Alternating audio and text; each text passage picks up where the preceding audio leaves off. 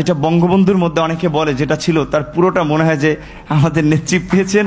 আর আসলে আমি অনেক কথাই বলতে চেয়েছিলাম, কিন্তু আবেগ ভালোবাসায় অনেক কিছুই ভুলে যাচ্ছি। আসলে অনেকে যেটা আমি আপা বলতে চাইনি, কারণ আমি আসলে মানে মায়ের ওই জায়গাটাকে তাকে দেখতে চেয়েছিলাম, কিন্তু সবাই ছাত্রলীগ আমিও যেতে করেছি সবাই আপা আপা বলে, এই জন্য আমার মুখ থেকে ঘটনাটা বের হয়েছে। আর আমার কিছু অভিযোগ রয়েছে, যেহেতু আপনাকে কাছে পেয়েছি আর জানি না আর কবে পাবো কিনা, সেই অভিযোগগুলো একটু বলবো। যে মাননীয় প্রধানমন্ত্রী, আপনি অবগত আছেন যে কোটা সংস্কার আন্দোলনকে কেন্দ্র করে ঢাকা বিশ্ববিদ্যালয়ে একটি অনাকাঙ্ক্ষিত পরিস্থিতির সৃষ্টি হয়েছিল, কিন্তু আমি জানি না যে আপনি যাদেরকে দায়িত্ব দিয়েছিলেন আমার মনে হয় তাদের ল্যাকিংসের কারণে এই অনাকাঙ্ক্ষিত পরিস্থিতির সৃষ্টি হয়েছিল। কারণ আমরা জানি যে আপনি তরুণদের পালস বুঝেন, আপনি তরুণদের নিয়ে সেমিনার করেন, লেটস টক করেন। সুতরাং আপনার কাছে আমার কেন যেন মনে হচ্ছে অনেকগুলো ইনফরমেশন গ্যাপের কারণে সঠিক মেসেজটা আপনার কাছে অনেক সময় আসে না। সে বোঝে আমার ছাত্রলীগের ভাই বন্ধুরাও কেন যেন আমাকে আসলে জামাত শিবির বানানোর জন্য তারা খুব একটি অপপ্রচার করেছিল। তাদের ছাত্রলীগের এতগুলো এরকম একটা পোস্টে থাকা অবস্থায় তিনি প্রধানমন্ত্রী হিসেবেও আমি বলবো না তিনি প্রধানমন্ত্রী, তিনি সবার প্রধানমন্ত্রী, তারপরেও তার কিছু স্পেশাল আসলে ক্যারেক্টার যেটা আমরা দেখেছি যে কখনো ছোট শিশুকে কোলে নিয়ে মানে একদম সিম্পল একজন যে নারীর যে ভূমিকা সেই ভূমিকা অবতীর্ণ।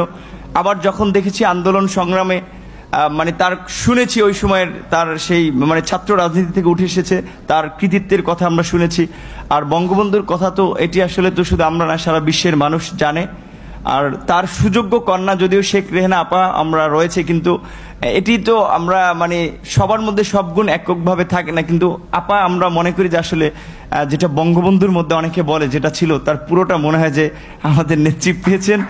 আর সেজন্যই তিনি মানুষের মধ্যে এইভাবে একটা স্থান করে নিতে পেরেছেন এবং তিনি দেশকে এগিয়ে নেওয়ার জন্য যে কাজগুলো করে যাচ্ছেন, আমরা একটা কথাই বলতে চাই যে তার সকল মঙ্গলজনক কাজের সাথে ঢাকা বিশ্ববিদ্যালয়ের প্রতিটি শিক্ষার্থী থাকবে। আমরা তার সেই কাজকে এগিয়ে নিতে আরও সহযোগিতা করব।